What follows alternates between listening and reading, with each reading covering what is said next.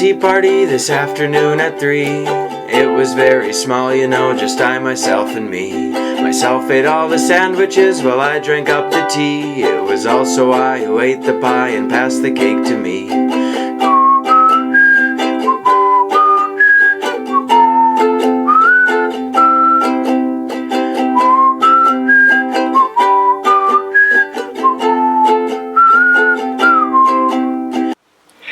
So today's brewing with tea is another teapot, but this one is special to me. It's one that I use and recommend to serve with children and with the elderly.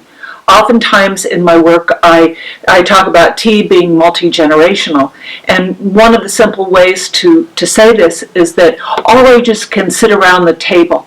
Everyone can share a tea time or share tea with a meal, unlike coffee and alcohol and some other beverages. But in addition, with tea, we can control the caffeine and the sugar for in each individual preference or need.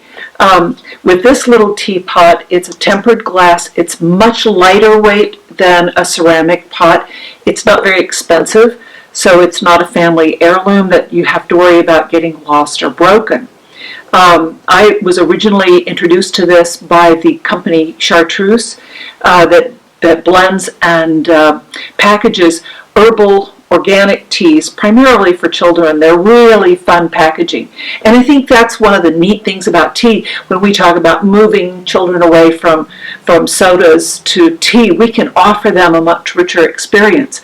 And with little teapots like this one, we can let them be part of infusing, making, and serving the tea and pouring it. This one has such a nicely, it's plastic, but it fits so well into the top of the little teapot. There's a notch that when I pour it, it doesn't fall out. And inside there's also an infuser basket that makes it easy to clean. Now, with so many choices with whole leaf teas that have berries and flowers and spices in it, it's lovely to look at a spice blend like this one. This is my Grammy's tea that I mentioned as a special blend in my book, Emily's First Tea Party.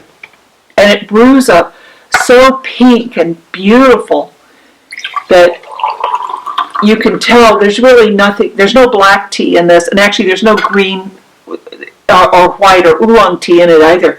It's just herbal, and mostly, as I said, hibiscus and rose hips and orange. And even though there's some real sweet spices, there's some in there that are a little bit tart. So you might want to add a little bit of a sweetener. We have so many great choices today, like agave nectar or local honey. But if you're going to add some sweetener, especially if you're going to be able to say something like 1 lump or 2, I recommend that you add it into the pot. It actually mixes in much better into the pot, and you can keep it from being way too sweet per cup. You don't have somebody, just kind of dumping the whole bowl of sugar cubes into their serving, or taking the jar and squirting the whole bit into their cup. So there's one more tip I wanted to make, and that is my little bell. This really was something that was introduced to me at one of the World Tea Expos by a woman that had a tea room in Oklahoma City and specialized in children's tea parties. And the birthday boy or girl got to ring the bell at their big dress-up party for another cup of tea or another sandwich or another cookie for their guests.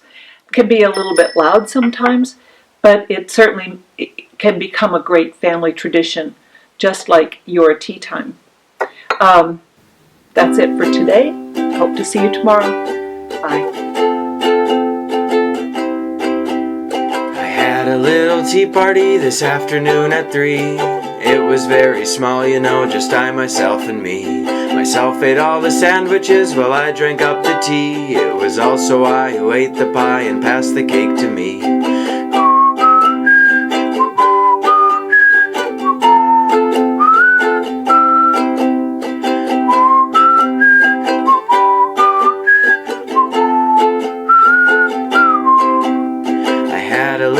tea party this afternoon at 3. It was very small, you know, just I, myself, and me. Myself ate all the sandwiches while I drank up the tea. It was also I who ate the pie and passed the cake to me.